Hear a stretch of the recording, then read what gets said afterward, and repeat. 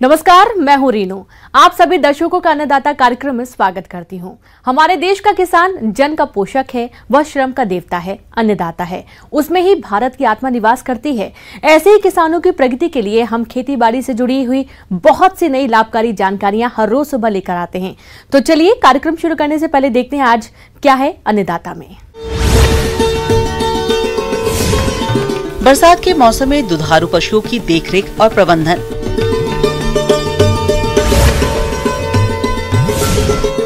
अरहर की फसल में समन्वित कीट नियंत्रण के उपाय। डेयरी व्यवसाय की बात करें तो प्रदेश के बहुत से किसान इस व्यवसाय को अपनाकर अच्छा लाभ ले रहे हैं, लेकिन इस लाभ को बनाए रखने के लिए इनका मौसम के अनुरूप प्रबंधन करना भी जरूरी होता है, क्योंकि अभी बारिश का मौसम चल रहा है और इस मौसम में गाय भैंसों में कई तरह के रोग होने की संभावना रहती है। तो किसान भाइयों, आपके पशुओं में किसी प्रकार की समस्या ना आए, इसके लिए आप किस प्रकार से करें गाय भैंसों की उचित देखभाल, इस बारे में उचित सुझाव दे रहे हैं जिला भोपाल के वरिष्ठ पशु चिकित्सक डॉक्टर एस.के. श्रीवास्तव। पशुपालक साथियों, आज हम चर्चा करते हैं खासतौर से बरसात के दिनों में हमारा अपने पशुओं के लिए किस तरह से व्यवस्था होनी चाहिए, आवास प्रबंधन कैसा होना चाहिए, पोषण व्यवस्था कैसे होनी चाहिए, बीमारी से लड़ने के लिए हमको किस तरह से तैयारी रखनी है।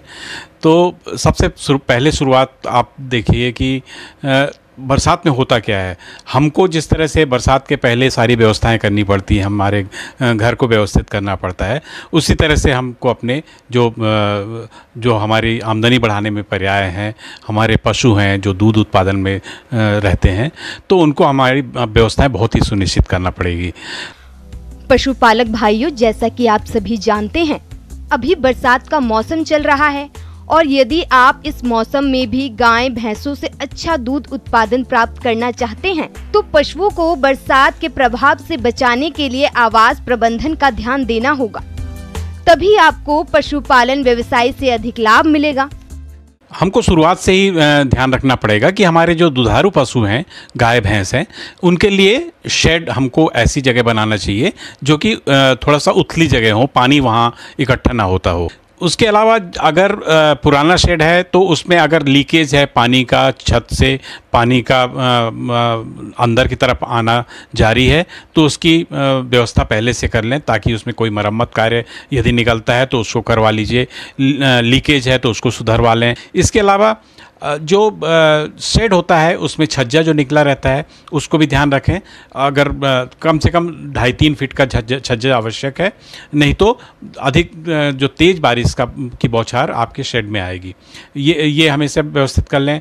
जो फर्श है पक्की फर्श होना चाहिए, नहीं तो उसमें आपका नमी इकट्ठा होगी, जानवर को दिक्कत होगी, कीचड़ फैलेगा। और लेकिन आप इतना चिकना भी ना करें, प्लास्टर तो हो, ज़मीन पक्की हो, लेकिन फिसलन वाली ना हो कि जानवर फिसल जाए। तो साफ़ सफाई रखने से एक तो पानी इकट्ठा नहीं होगा, तो अमोनिया का प्रोडक्शन नहीं होगा, तो उससे जो समस्याएं हैं जानवर को, खासतौर से रेस्पिरेटरी डिजीज़ की प्रॉब्लम होती है, सांस से संबंधित बीमारियां, उससे निजात मिलेगी। साफ़ सफाई रहेगी तो उससे जो बाकी जो संक्रामक बीमारियां हैं उनका भी हमको निजात पाने में आसानी रहेगी। किसान भाइयों, पशुपालन व्यवसाय को सफल बनाने के लिए सबसे अधिक आवश्यक है इनके आहार की व्यवस्था। यदि आपने इस कार्य में किसी भी तरह की लापरवाही की तो लाभ की जगह नुकसान उठाना पड़ सकता है। इसीलिए गाय और भैंसों के आहार प्रबंधन में इन बताई जा रही बातों का जरूर ध्यान दें। पोषण प्रबंधन खासतौर से बरसात के समय में हमारे दुधारू जानवरों के लिए बहुत ही ज़्यादा मायने रखता है। इसके लिए हमको बहुत पहले से तैयारी रखनी पड़ती है। हमको दाना स्टोर करने के लिए एक समुचित जगह खोजनी चाहिए जो कि सूखी हो, नहीं तो क्या होगा कि उसमें नमी इकट्ठी होगी और फफूंद लगेगी, जानवर को बीमार करने में वो बहुत ही तकलीफ़ देती है। हम देखते हैं कि बरसात के समय चारों तरफ काफ़ी हरियाली होती है, जानवर को काफ़ी प्रचुर मात्रा में लीफी ग्रीन्स खाने के लिए मिल जाती है, तो वो तो खिलाएं जानवर को, उससे बहुत सारे उसकी कमजोरियां दूर होंगी, उसको प्रचुर मात्रा में उसको आवश्यक तत्व मिलेंगे। लेकिन साथ में आप दाने की मात्रा जब बढ़ाएंगे तो इससे जो जानवर में हरा चारा ज़्यादा खाने की वजह से जो समस्याएं होती हैं, ख़ासतौर से लूज मोशन की समस्या या फिर अफरा की समस्या, उससे काफ़ी हद तक निजात मिलती है। ज़्यादातर जो रेशेदार जो आहार दिया जाता है पशुओं में, तो एक निश्चित घटक प्रोटीन है, खनिज लवण है, कार्बोहाइड्रेट है, सबका संतुलित अगर मिश्रण तैयार करके हम अपने जानवरों को खिलाएं तो उससे ज़्यादा से ज़्यादा उत्पादन प्राप्त कर सकते हैं।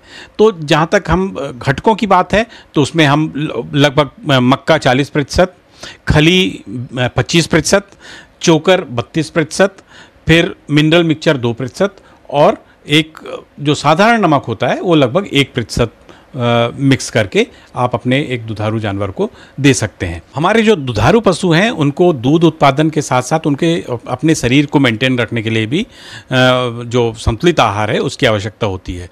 तो एक थंब रूल है कि लगभग प्रति किलो या प्रति लीटर दूध के उत्पादन में उसको 2.5 किलो के आसपास जो संतुलित आहार है उसकी आवश्यकता होती है। प्रतिदिन आवश्यक रूप से एक एक्स्ट्रा अलाउंस के रूप में हम उसको देते रहें तो हम ज़्यादा समय तक उससे अच्छा दूध उत्पादन प्राप्त कर सकते हैं। पशुपालक भाइयों, बरसात के मौसम में गाय और भैंसों में परजीवियों की समस्या हो जाती है, साथ ही साथ कुछ रोगों के आने की संभावना भी बनी रहती है। तो आप अपने जानवरों को इन बीमारियों से बचाने के लिए सही समय पर टीकाकरण करवाएं। दुधारू पशुओं के स्वास्थ्य प्रबंधन में बहुत ही अहम कड़ी है उनका समय पर कृमिनाशक दवा देना, खासतौर से बरसात के मौसम में। इस समय बहुतायत में बच्चे भी देती हैं गाय, तो 15वें दिन आप अपने बछड़े या बछिया को कृमिनाशक दवाएं दे दें।